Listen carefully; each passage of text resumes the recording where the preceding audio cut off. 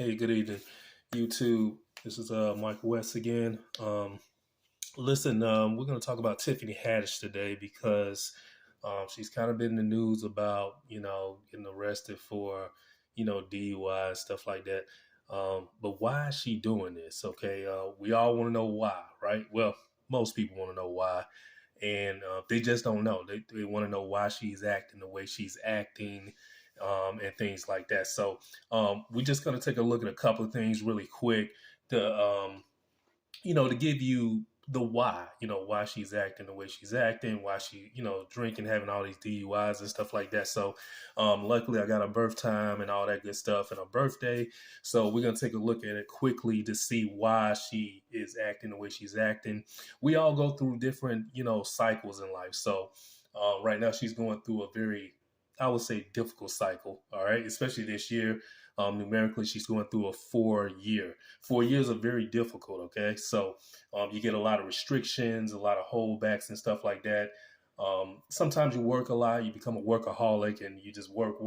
But on the flip end of it, the cycle she's going in and going into and what she's in right now, she is in a very restrictive cycle. Okay. So a lot of things are being restricted, in her life and stuff like that. And, little holdbacks, so a lot of these are not a fault, but, this, you got to get through these particular cycles. And we all go through these 4 years and, these particular numerical years and these particular cycles. We all go through them. And they're just not publicized. I mean, we're not, a lot of us are not celebrities, so they're not publicized. So just kind of keep that in mind. But she's kind of going through a very, difficult time right now. You know what I'm saying? So that's the reason she's acting the way she's acting. I mean, a lot of it's depression and she's just trying to escape, and we're going to see it throughout the planets. All right. So she was born December 3rd, 1979. They have her birth time as 8:49 a.m. Pacific Standard Time. All right. Inglewood, California. So the first thing that I want to say is about she has a very good chart, very dynamic chart. Everybody has a good chart, right? She is a comedian, right? So, and we can see that. We got Venus right there. It's rising. So comedians, Venus rules comedy and comedians. Okay, so she's good. Okay, she has that Venus rising is right by her ascendant. So yes, she is definitely a comedian. All right. She has some nice trines going on with that Venus too. She has a nice trine to Jupiter in the 8th house right there. So that's nice.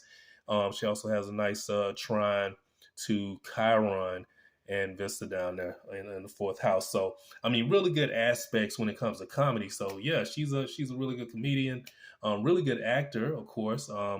She has the Neptune right there in the 12th. Okay. And that Neptune is the double-edged sword up in the, 12th house, of course. It's good because it's in the, really good house, because that's his natural house, right?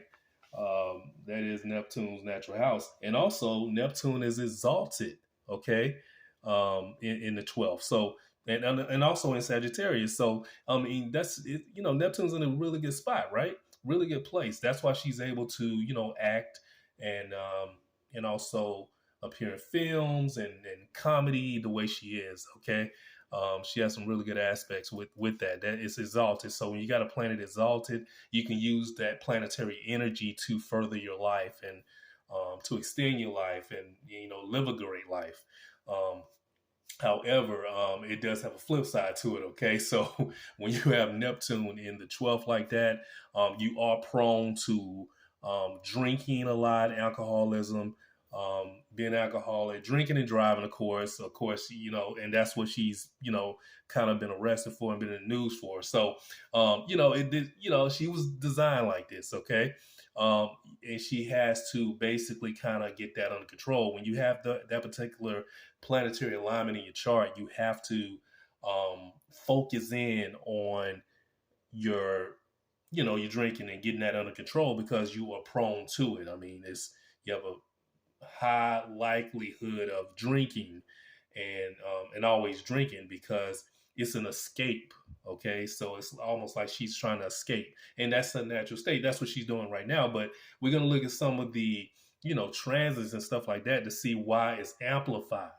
It's amplified because she has some planets that's kind of aspecting that Neptune in the 12th, that's causing her to drink a lot and all that. Now, what's causing her to drink a lot? That's the question, right? So let's just take a look at the transits real quick. But before we do that, we're going to take a look at why, sometimes her relationships don't really, fare out too. Okay. So we know Venus is in the 12th, right? And, that's it's the last house. It's one of the weaker houses, right? So you got Venus in Capricorn. And of course, that's down to earth, but it's in complete opposition of a seventh house. So the way she loved, it's really in opposition of the other person. Okay, and with Venus and Capricorn, it's the love is kind of dry. So it's not knowing how to feel stuff. Not knowing how to feel love and stuff like that. So it's Saturn rules. So it's a little restrictive when it comes to trying to feel that person and take in the love that they trying to distribute to you. Okay, so just keep that in mind. And also, if you look in her seventh house, she has Juno at 29 degrees and is retrograde. So as we know, when we talk about critical degrees, anything that's located at 0 degrees or 29 degrees, any matter or that the planet is representing, and this time is representing, this asteroid is representing relationships and marriages and stuff like that. So it's late. It's in a late degree. So it's considered late.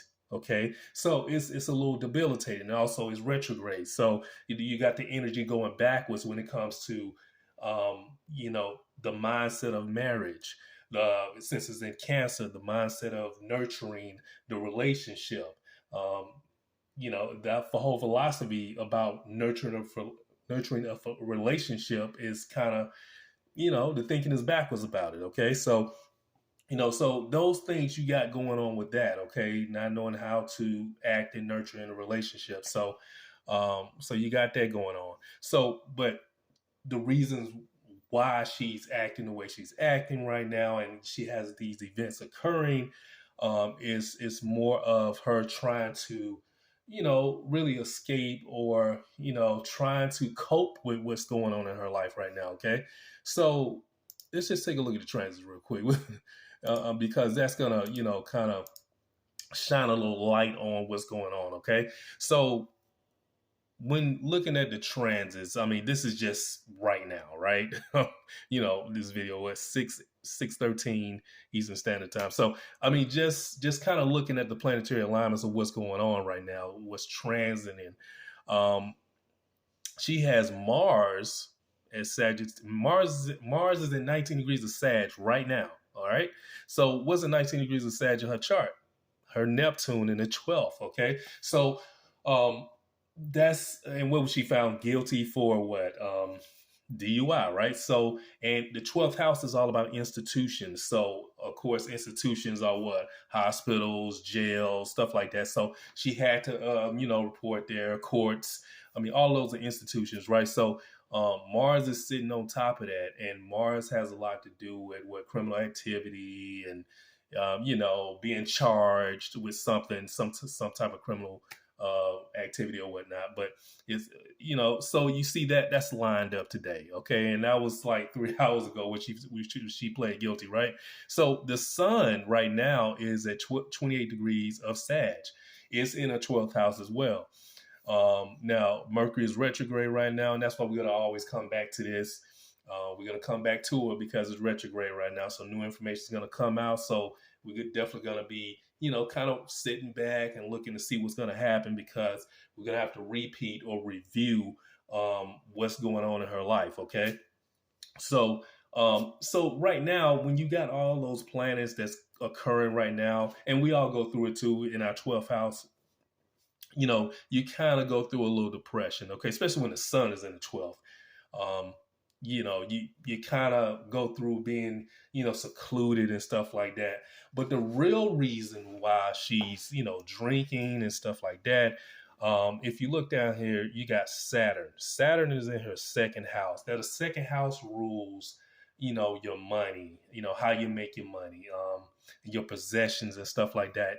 Anytime, and this is one thing to keep in mind when you're doing astrology and any clients or anything like that. From my experience and from my clients, what I've seen, anytime they have Saturn in the second house, they're gonna have a restriction with their money, okay, with making money, a restriction of income. All right. So, and it's in Pisces. So, and in Pisces, what does Pisces do? Pisces erases things. Okay. So her income is kind of being erased. Okay. That's kind of why she's kind of, kind of spiraling out, and then she's going through a very restrictive year. Like I said, a 4 year is very restrictive. So, her money's being restricted because Saturn rules restriction. Okay, and then it's in Pisces, so the the money, more as more money come in, the quicker it goes out. Okay, she gets money coming in, it just goes out quickly. And also, she's drinking, so she's putting her money into what drinking, and alcohol is ruled by Pisces. Okay, as well as Neptune. So there you go. So now she also has Neptune in the second house right now, transiting through. Now it's about to leave the second house, which is good. Okay, because at least it won't be a double whammy with her money being erased. Okay. So, Neptune is now moving forward. So, that's going to be going into her third house, which that's why we're going to come back to this when it goes into a third house, because that's going to pose another, you know, type of event that's going to be going on in our life. Okay, so we're gonna basically, that's why we're gonna review this, okay, and go back to this because there's a lot of stuff that's going on. She's going to be going through, going into a 41.5. So that in itself is going to be, a lot of changes going on next year in her life. Okay. So since that 4 is there, she still is gonna have that restriction going on, and you got the 1 with the with the 4, so that's a 41.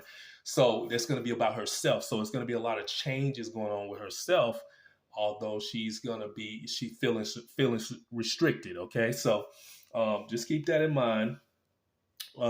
She does have, like I said, she has some nice aspects to Jupiter in her natal chart and all that good stuff. So now,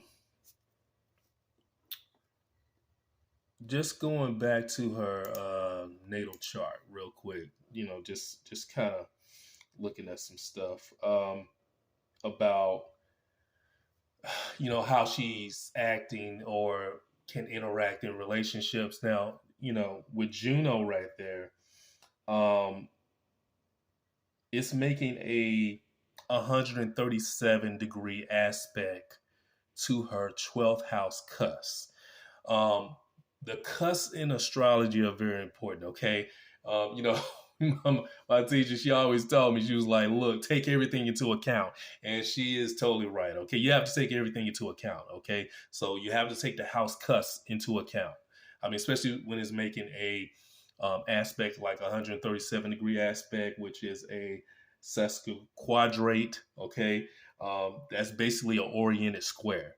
Okay, it's action oriented square. It's an action oriented square basically. So the square is going to have action to it, and it's going to be reactive to whatever's the planet or asteroid is reacting to with that aspect or to that planet cusp. Okay, so just keep that in mind. So when it's making a 137-degree aspect to the 12th house, and also it's in Sag.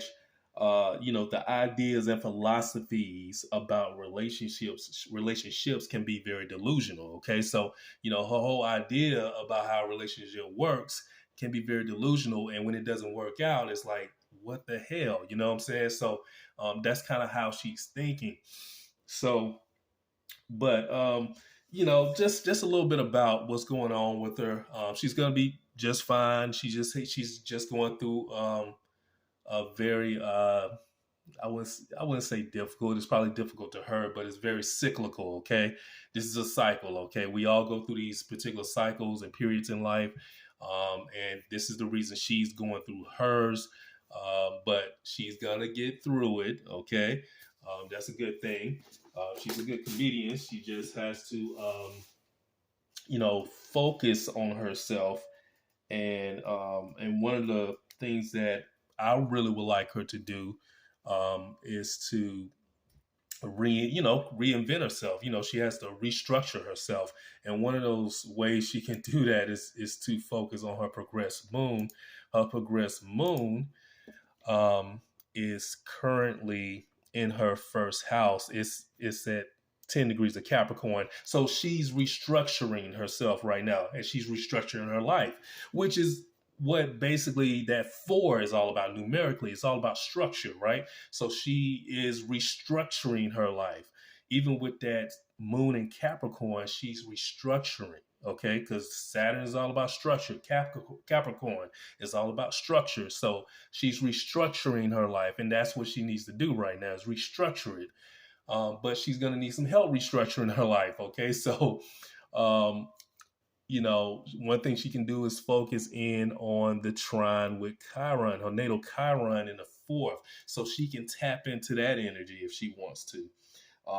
Now with Chiron, she can kind of tap into that, herself, expressing herself in a very unique view. Okay, that's what Chiron is all about, a very unique view. Okay, and also it's a turning point in her life. Okay, so this could be a turning point in her life, which it is. These are all turning points. Um, just a little bit about Tiffany, and we are going to come back and take a look at everything in a couple of months with her, because things are going to be occurring. You're going to see it yourself. But she just needs to restructure herself. Hopefully, someone is there to kind of, get her together when it comes to her drinking, okay? Because she does need help with that.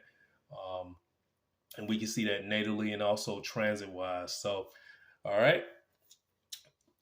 So we will see you in the next video. Thanks.